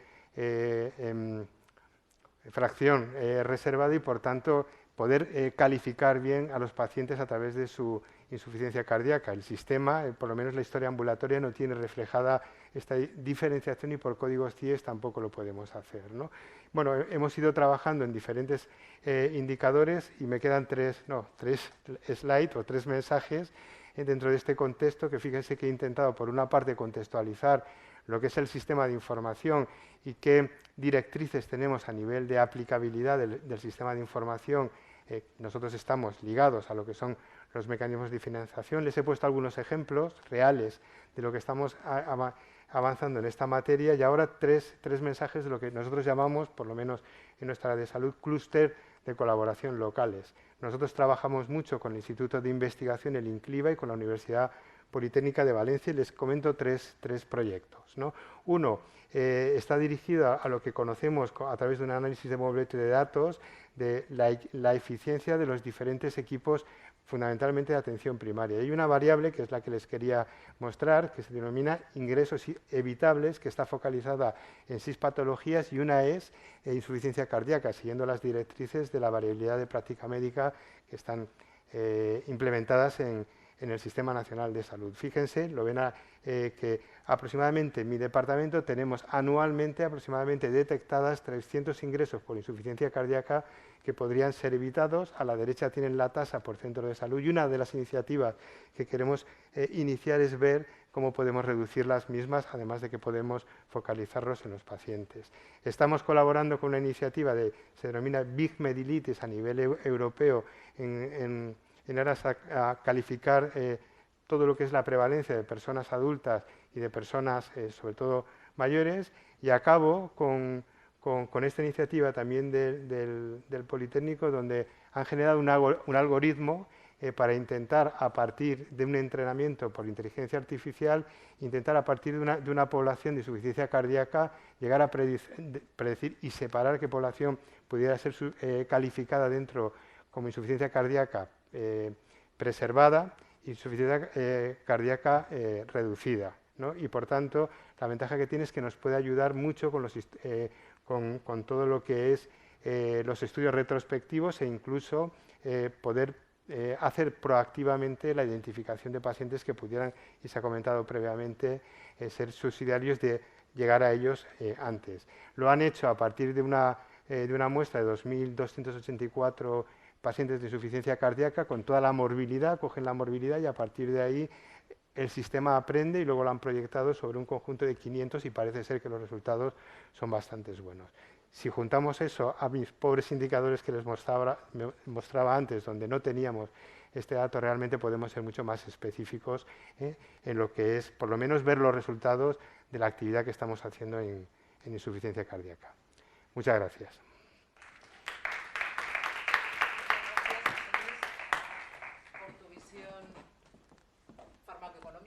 Que a veces no es la más agradable para los profesionales sanitarios, pero que para la Administración no deja de ser tremendamente útil. Y para los pacientes, por lo que nos has mostrado, pues también es útil, porque al final lo que tratáis es de mejorar su medicación, de detectar los pacientes que tienen opción de mejorar su salud desde fuera con estudios y eso. Muy bien, muchísimas gracias. Ahora pasamos a la última fase de este ciclo de sanitarios para cerrar toda el circuito farmacéutico y circuito sanitario, desde que el paciente es detectado por los cardiólogos como paciente con insuficiencia cardíaca, pasando por el resto de las áreas de la farmacia. Y tenemos a Noemí Lobato, que nos va a explicar desde el punto de vista de la farmacia comunitaria. Bueno, primero agradecer el poder estar aquí y yo, como ha dicho Raquel, yo voy a hablar desde el punto de vista de oficina de farmacia. ¿Qué debemos saber y qué se puede hacer? Lo primero, tenemos que saber los efectos secundarios que según ficha técnica tiene dapagliflozina. Por orden de frecuencia tenemos las infecciones del tracto genitourinario, la hipotensión, cetoacidosis euglucémica, el riesgo de apuntación no traumática y la gangrena de Fournier, entre otros. Ahora os voy a hablar un poquito de cada uno de ellos. Sobre las infecciones del tracto genitourinario, saber que se ha visto un aumento de la incidencia de las infecciones vulvovaginales.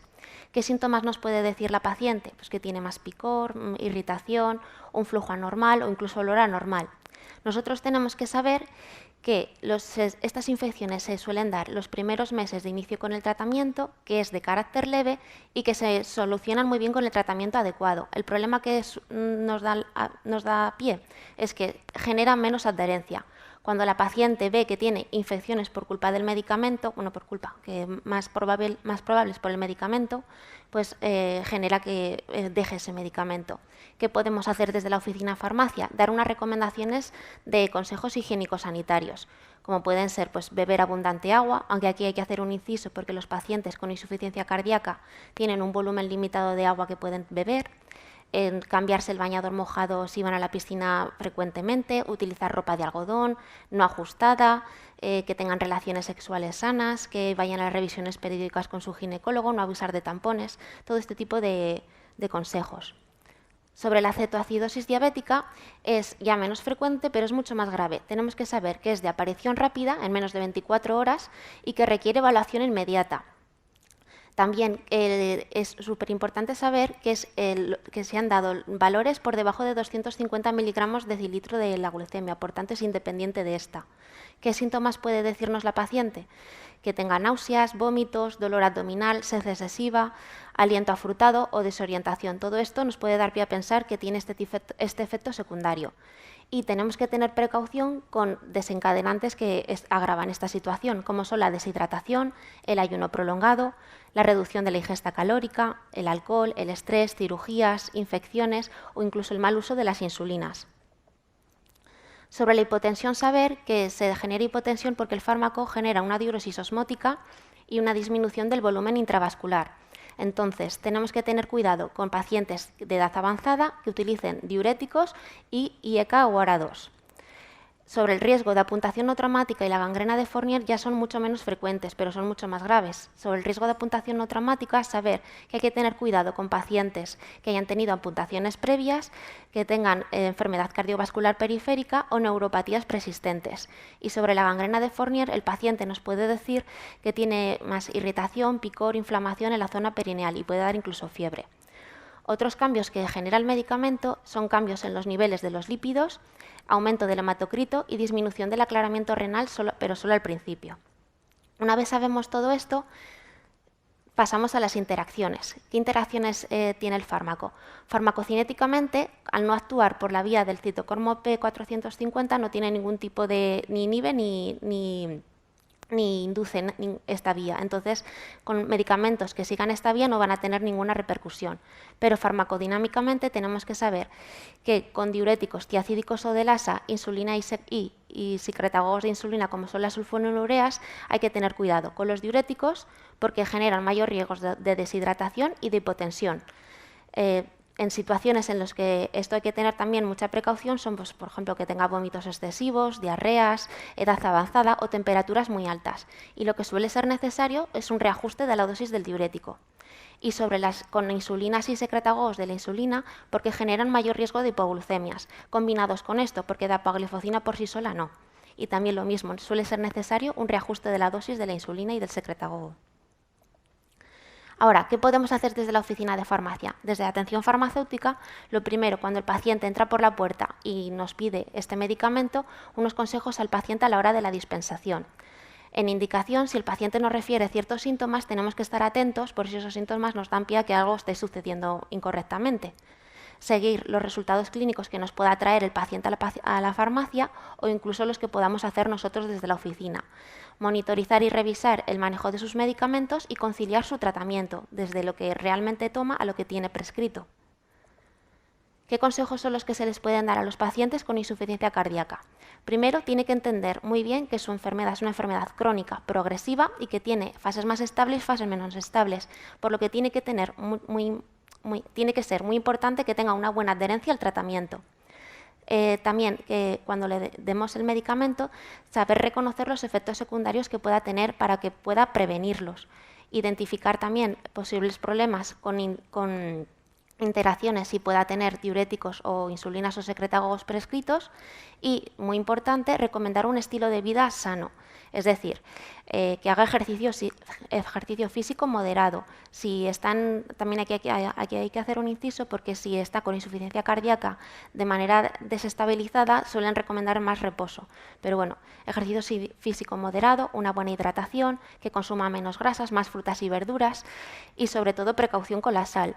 Aquí también podemos hacer papel porque podemos enseñar a que no solo es la sal añadida al alimento, sino la que también tiene las etiquetas. O sea que, por ejemplo, las conservas llevan mucha sal. Pues saber que podemos intentar hacer que la paciente aprenda a leer las etiquetas de los alimentos. No recomendarle el alcohol, el tabaco. Aquí tenemos un papel con la deshabituación tabáquica y que se vacune de la COVID-19, de la gripe y del neumococo por riesgos de hospitalizaciones. A la hora de la dispensación, el paciente tiene que conocer para qué dosis, cuánto tiempo y cómo tiene que tomar este medicamento. Dapagliflozina es un medicamento que se toma una vez al día, por la mañana o por la noche, antes o después de las comidas, y que tiene una dosis de 10 miligramos. Nosotros tenemos que ser capaces de identificar los problemas relacionados con este medicamento y saber que hay medicamentos que están contraindicados en la insuficiencia cardíaca, como son la domperidona, el diclofenaco, el fluvir-profeno oral.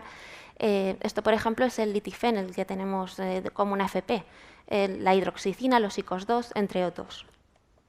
A la hora de la indicación, tenemos que estar muy atentos por si el paciente nos refiere ciertos síntomas. Por ejemplo, si son síntomas que sospechas que son efectos secundarios del medicamento, como los que hemos visto al principio, pues saber prevenirle. O, por ejemplo, que sean interacciones si vemos que tienen diuréticos, insulinas o secretagogos, o que esté empeorando su enfermedad. Si el paciente nos dice, por ejemplo, que está más cansado, que le cuesta subir escaleras, que le cuesta dormir, que necesita más almohadas para dormir o incluso que se despierta de sobresalto sin ningún motivo, esto nos puede indicar que está empeorando su enfermedad. También tenemos que conocer situaciones que agravan la insuficiencia cardíaca y medicamentos que también la agravan. ¿Qué situaciones la agravan? Pues alteraciones en la tiroides, anemia, asma, EPOC. Aquí tenemos un papel, por ejemplo, con el buen uso de los inhaladores. Altas temperaturas, humedad y medicamentos que agravan. La metformina, corticoides, el regaliz, el bicarbonato sódico, comprimidos efervescentes, alcaloides derivados del cornezuelo del centeno. Y también muy importante, la prevención. Se ha visto que mediante el control de los factores de riesgo se evitan hasta un 80% de las enfermedades cardiovasculares. Desde la farmacia tenemos un papel muy importante en la educación y el asesoramiento y también en la detección y seguimiento de esos factores de riesgo. Nuestra intervención se puede dividir en 4 pasos. Lo primero, educación sanitaria y facilitar al paciente información oral y escrita sobre medidas higiénico-sanitarias para prevenirla. Lo segundo, la detección precoz de estos factores de riesgo mediante un cribado. Tenemos que saber que hay factores de riesgo que son modificables y otros que no. En los que no, como son el sexo, la edad y la genética, no podemos hacer nada. Pero los que sí son modificables, como por ejemplo el tabaquismo, las dislipemias, la glucemia, la hipertensión o la obesidad abdominal, nosotros sí podemos tener un papel importante. Por tercero, derivar a otros servicios servicios profesionales de la farmacia, como pueden ser las SPDs, la cesación tabáquica, la valoración del estado nutricional o la medición y control del riesgo cardiovascular. Y por último, si lo vemos necesario, saber derivar al médico si se identifica un factor de riesgo nuevo o que precisen nueva medicación. Ahora, dentro de estos factores de riesgo modificables, ¿cómo podemos actuar? Pues, por ejemplo, tan sencillo como la medición de la presión arterial.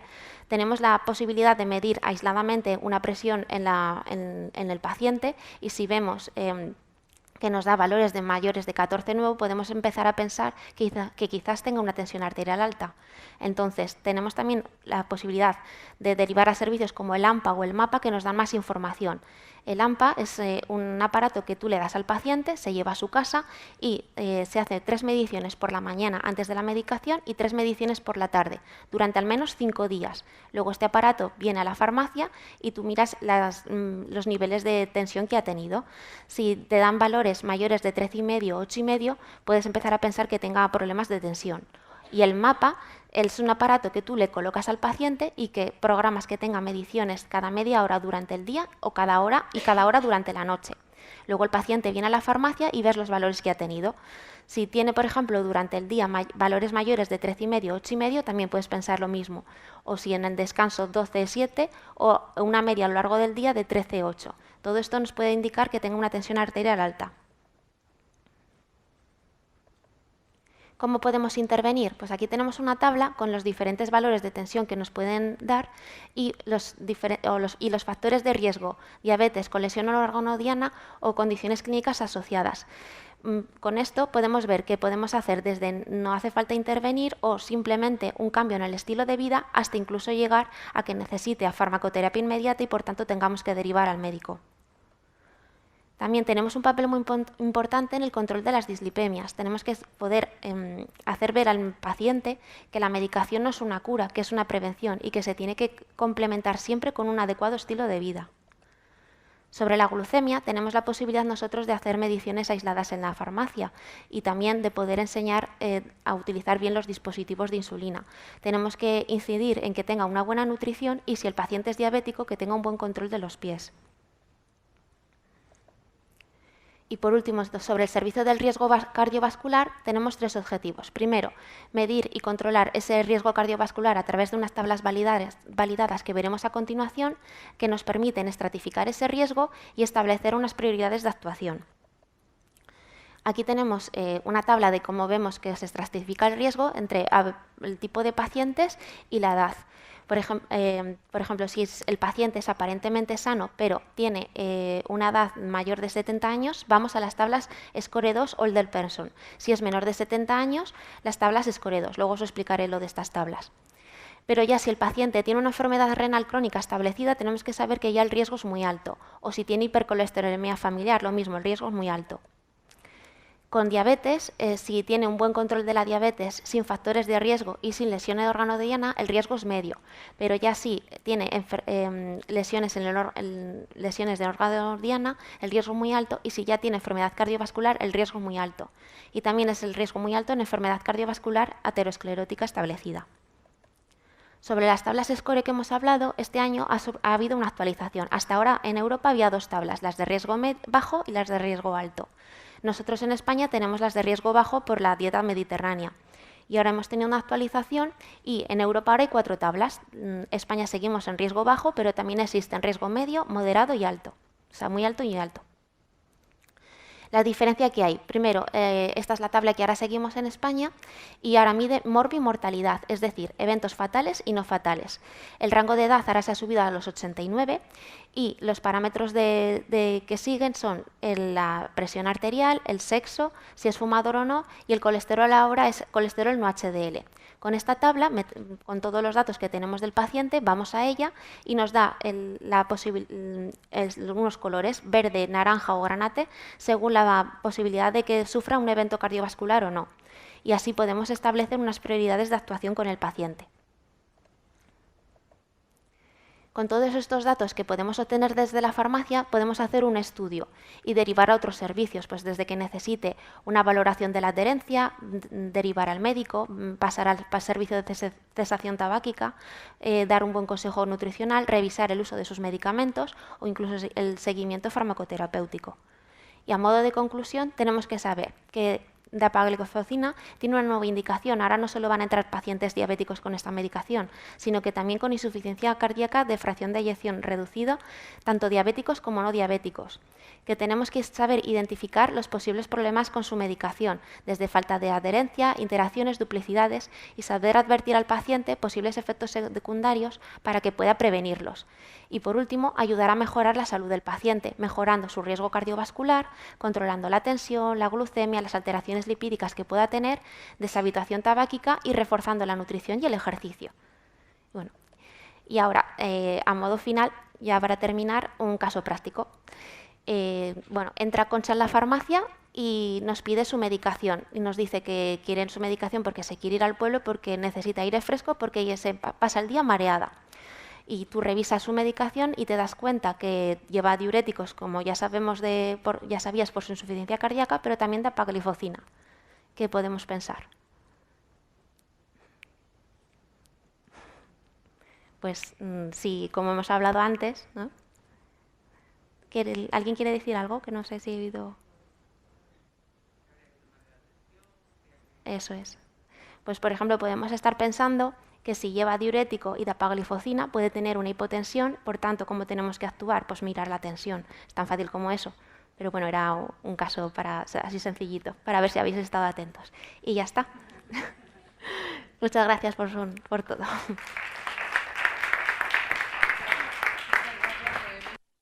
Tengo que marchar, discúlpame, pero es que por eso que no sé si... Eva se tiene que ausentar, no sé si la disculpamos y claro, no sé si se nos ha retrasado el tema, así que no hay problema. Muchísimas gracias. Si hay alguna pregunta para ti, la intentaremos responder de la mejor manera en tu nombre.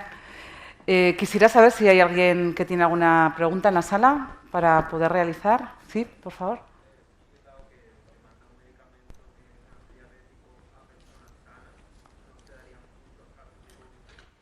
Nos preguntan que si corremos el riesgo de dar un medicamento a un paciente, entiendo que no con unos valores normoglucémicos, si no tiene riesgo de producir una hipoglucemia. Sí, si queréis respondo yo. La verdad que no, fue la primera duda que de hecho tuvimos los cardiólogos también, y es que es muy curioso, en no diabéticos no hay hipoglucemias, es un riesgo que no se ha visto en estudios.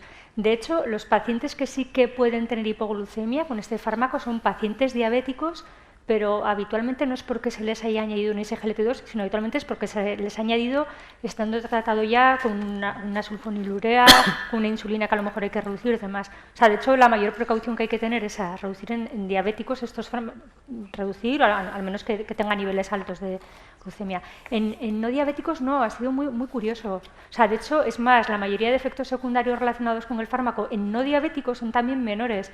Por ejemplo, las infecciones genitourinarias y demás, claro, es un efecto muy relacionado con el azúcar en orina, ¿no? Y eso, el azúcar tiene el que tiene, el diabético. El no diabético, pues por el mismo motivo, ese riesgo también es mucho menor. Es un fármaco que se ha comportado con mucha seguridad. Sí. ¿Alguna pregunta más? ¿No? Bueno, yo tengo un... ¿Sí? ¿Perdón? Es que como nos vio la cara ahora, estamos todos con la cara tapada. Dime. Estamos hablando de conciliación, básicamente, ¿no? Yo creo que la gran clave de toda esta historia es la conciliación. Y la conciliación entiendo que tiene mucho que ver entre la comunicación entre distintos profesionales y casi siempre es la tarea pendiente que nos queda por abordar, ¿no? La comunicación entre especialidades, entre primaria y, por supuesto, entre farmacia comunitaria y el resto de las especialidades. Nos encontramos un problema grave cuando viene el paciente dado de alta y efectivamente, bueno, algunas veces en algunos sitios le habrán hecho consideración, pero la gran mayoría no la han hecho y nos encontramos con toda una batería de recetas electrónicas con tratamientos que no se han conciliado y hay que conciliarlo en ese momento y ocurre que es por la tarde o el viernes, ¿no? Entonces mi pregunta es que, primero, dos preguntas. Una, ¿qué os gustaría? Quizá vas dedicada más a ti, yo quería un poco ver si ¿qué os gustaría a vosotros recibir de comunicación por parte nuestra como farmacia comunitaria? ¿Vale? Yo no hay que recibir al paciente, vamos a ver el camino de ese paciente que termina en la farmacia comunitaria. ¿Qué os gustaría? ¿Dónde os gustaría y cómo que decía que yo interferiría? Y segundo, lo más importante, ¿cómo te gustaría recibir mis comunicaciones cuando yo necesite comunicarte contigo? ¿Vía paciente, vía electrónica, vía papel? ¿Y para qué? Es una pregunta muy corta, pero creo que es Muy interesante. Sí. Bueno, has estado en la diana, yo creo, y lo que preguntas es súper complejo. O sea, de hecho, dentro de la cardiología, el proceso más difícil a nivel organizativo, de muy largo, es la organización de la insuficiencia cardíaca, mucho más que la atención al infarto de miocardio, y fijaros, conocéis casi todas las redes de infarto agudo, es mucho más complejo esto otro, ¿no? Entonces, bueno, respecto a tu segunda pregunta, voy a empezar por ahí. Yo creo que eso depende de la comunidad y del medio, ¿no? ¿no? Referías qué sistema de comunicación, ¿no? Yo creo que hoy en día estamos todos conectados y que todos los sistemas son válidos, ¿no? Desde el correo puede ser muy ágil, puede haber incluso grupos de WhatsApp en gente que está dentro de un protocolo común. A través, una cosa muy, muy interesante pueden ser alertas a través de historia clínica. Y seguramente son complementarios entre sí, no lo sé. Eso respecto a la segunda pregunta. Y la primera, bueno, la verdad que es muy difícil. Yo creo que casi todos estamos todavía en ello. Nosotros que creemos que hemos dado unos cuantos pasos, pues los hemos dado a nivel hospitalario, pues tenemos una unidad que creemos que está bastante bien de insuficiencia cardíaca, pero depende de cardiología. Y el grueso de los pacientes no están en cardiología, están en interna, están en geriatría, tenemos relación con ellos, creemos que tiene que ser mucho más cercana, de hecho, y luego van a primaria, o sea, todavía estamos en ello. Yo creo que tenemos y estamos, como digo, al menos en nuestra comunidad lo estamos desarrollando. Yo creo que lo ideal sería funcional a forma con medio de nodos, digamos, que seguramente el eje tienen que ser unidades de insuficiencia cardíaca que cada vez se están creando más. Algunas son muy específicas, muy especializadas, muy de cardiólogo y tal, pero otras son más comunitarias, entre comillas, para paciente que está más en la base de la pirámide, que al final son la mayoría, y deberíamos comunicarnos de una manera, yo creo que por nodos. El farmacéutico, claro, tiene un papel distinto pero complementario el que está en el hospital que el que está en comunidad, y de alguna manera tienen que estar participando también en estos nodos. Claro, os estoy explicando algo que es un poco abstracto, yo creo, pero que es complejo, y ahí está el reto que tenemos todos, porque esto es cosa de todos. O sea, de hecho, incluso me ha encantado la educación que podéis hacer en oficina de farmacia, ¿no? Porque de hecho es uno de los pilares claves en estos pacientes. La educación, el decir, oye, mira, si tienes estos síntomas, ojo, que igual te estás descompensando, vigilar. Bueno, pues me ha encantado porque es un pilar básico. Entonces, creo que no respondo del todo la pregunta, pero sí, pero es... Sí. La pregunta definitiva es: ¿qué te gustaría a ti? ¿Qué le pedirías tú al otro servicio, ¿no? Que ya está fuera de tu entorno? En este caso, ahora mismo la farmacia comunitaria, ¿no? Porque para participar en el proyecto que lleva, ¿no? Delante de ese paciente que tiene insuficiencia cardíaca o debuta o es crónico, y que te vendría bien una colaboración externa, lógicamente, porque hablamos de prevención y estamos hablando desde el ámbito hospitalario. La prevención del ámbito hospitalario poca vaya a hacer si no contáis con una primaria, ¿no? Sí. Y ahora mismo, después de la pandemia, lo hemos visto claramente, la primaria nos hemos quedado prácticamente solos ante el peligro, porque el paciente, el único sitio donde iba de forma presencial a pedir ayuda era la farmacia, el resto estaba cerrado. Y nos encontramos muchas veces problemas de comunicación y también, bueno, ¿qué querríais vosotros? ¿Hasta dónde querríais vosotros que yo interviniera? Porque podemos intervenir hasta un nivel muy elevado, lo que pasa es que no sabemos, ¿no? Pues... Sí. Bueno, yo, si quieres, también te doy mi punto de vista. Yo recuerdo que a finales de la primera década del 2000, y ahora lo personalizo en la Comunidad Valenciana, en lo que era el concierto, que se iba a firmar, que tenía diferentes fases, y que en la cuarta fase de receta electrónica, en la mensajería, tenían que viajar este tipo de cuestiones que estás planteando, porque vamos a ver, detrás de lo que es un sistema de receta electrónica hay una cosa muy importante en términos civiles, que es la firma electrónica. Y la firma electrónica sustituye el bolígrafo y, por tanto, da fe de los actos que realizamos cada uno, ¿no? Entonces, en ese sentido, mi opinión está muy clara que tendría que ser en el sistema, digo, de receta electrónica, que es el de comunicación, porque al fin y al cabo no podemos generar más setas ya informáticas porque nos vamos a volver locos, ¿no? Pero eso se tiene que planificar y, por tanto, yo el peligro que veo es que no veo actividad para planificar esto. ¿Por qué? Porque si tú lanzas un mensaje a la doctora, si vierais ahora nuestros interfaz que hay de historia electrónica, están llenos de alertas. Ya llega un momento en que los médicos ni ven las alertas, ¿no? Y, por tanto, hay que darle una vuelta adicional en ese tipo de mensajería. Ella decía que cualquier comunicación es válida, yo creo que sí, pero obviamente hay que tener formalizada una relación cuando hay un paciente y unos medicamentos y unos tratamientos a los que tiene o no lo sé si hay algún peligro que acceder. Por tanto, yo creo que ahí pues Diría que falta compromiso, hasta me atrevería a decir, de todas las partes, de avanzar de verdad en ese tema, porque a veces no es un tema de tecnología, es un tema de compromiso. Antes hablábamos de los diagnósticos, de la forma de hablar, de que haya, permitirme decirlo así, un teléfono rojo de lo que son realmente, a título de un interfaz, de un facultativo, pero digo un facultativo, un enfermero, un farmacéutico, vosotros, ¿no? Que realmente, digamos, tengan cierta urgencia ese tipo de mensajes al expresarse. Desde luego la comunicación tendría que ser por los sistemas. Somos todos sanitarios y, por tanto, estas distinciones y este bagaje de sector público, sector privado, concertados, no concertados, yo creo que lo que hace es perder potencia a la sociedad en todas las herramientas que tenemos. Muy interesante la pregunta. ¿Alguna pregunta más en la sala?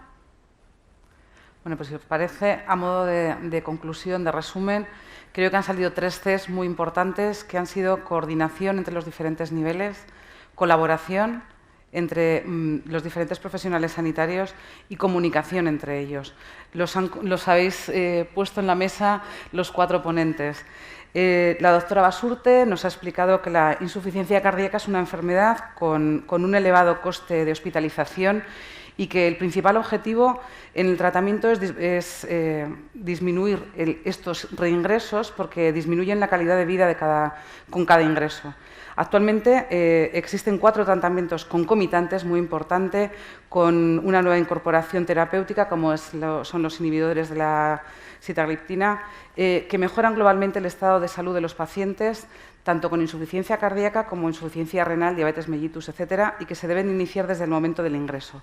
Y remarcando muy importante y muy fuertemente, como ya he dicho antes, la coordinación.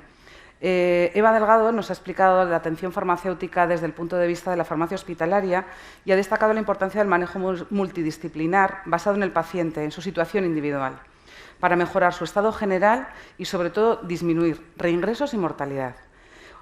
Ha vuelto a remarcar también la colaboración y coordinación con diferentes profesionales del hospital, desde el momento del ingreso hasta el momento del alta, como especialista del medicamento, haciendo revisión del tratamiento, conciliación, etc. José Luis Trillo nos ha explicado que, desde el punto de vista de la gestión farmacoeconómica, a veces no tan apasionante para los que no la conocemos desde dentro, pero muy interesante, como nos has plasmado, que los servicios farmacéuticos de atención primaria participan activamente en la revisión de la medicación de pacientes crónicos complejos y también entre ellos los de insuficiencia cardíaca, y que se han incorporado como un valor activo en el diseño, implantación y ejecución de las rutas asistenciales y, por supuesto, de las de insuficiencia cardíaca. Y para terminar, Noemí Lobato nos ha explicado desde el punto de vista de la farmacia comunitaria que es importante conocer el tratamiento en profundidad como especialistas del medicamento para poder detectar estos pacientes que atendemos en mostrador con insuficiencia cardíaca y de derivar cuando sea preciso para mejorar de una forma lo más precoz posible su estado de salud. Del mismo modo que hacer un seguimiento farmacoterapéutico de estos pacientes crónicos sin olvidar los consejos higiénico-dietéticos. Sin más, muchísimas gracias a todos por vuestra paciencia, por la espera al inicio y por estar aquí casi media horita más. Muchísimas gracias a todos y especialmente a los ponentes.